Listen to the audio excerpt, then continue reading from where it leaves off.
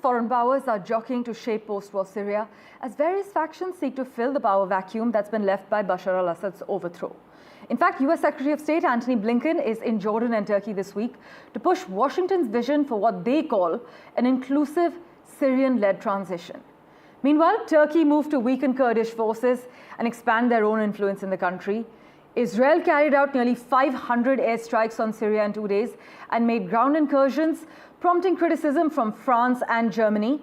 They said it would provide millions in humanitarian aid.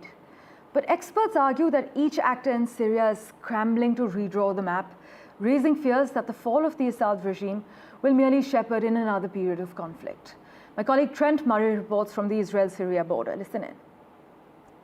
Well, we are here at the Israel-Syria border, and as you can probably see behind me here, this is now an active military zone. That is, after the IDF was instructed by the Israeli government to move tanks, troops and artillery into the demilitarized zone, which has separated Israel and Syria since all the way back in 1974. That vast area there you can see behind me is looking into Syria. In the past, UN has been in there overseeing this DMZ, but they have now, for all intents and purposes, been relieved of duty, given that the IDF is pouring resources in to seize control of that DMZ. Now, the Israeli government says that they are doing this because they are concerned about their security, given the events of what has happened in Syria in recent days. Assad's troops were at one point up in that area guarding the other side of the demilitarized zone.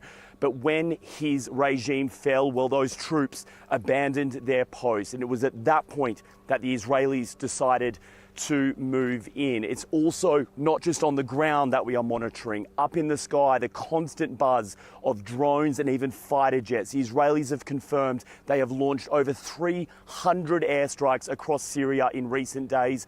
They are targeting the remnants of Assad's military, hitting army bases, Air Force bases, naval ports and weapons storage areas. Again, the justification of this is that they are concerned that extremists could get their hands on those weapons left behind by the former military and could pose a risk to the state of Israel. But the decision by the Israeli government is also attracting criticism. Regional players here, including Saudi Arabia, Turkey, Egypt, all expressing concern that what is happening behind me is Israel effectively taking advantage of the power vacuum in Syria right now, taking advantage of that to try and seize this territory permanently for themselves.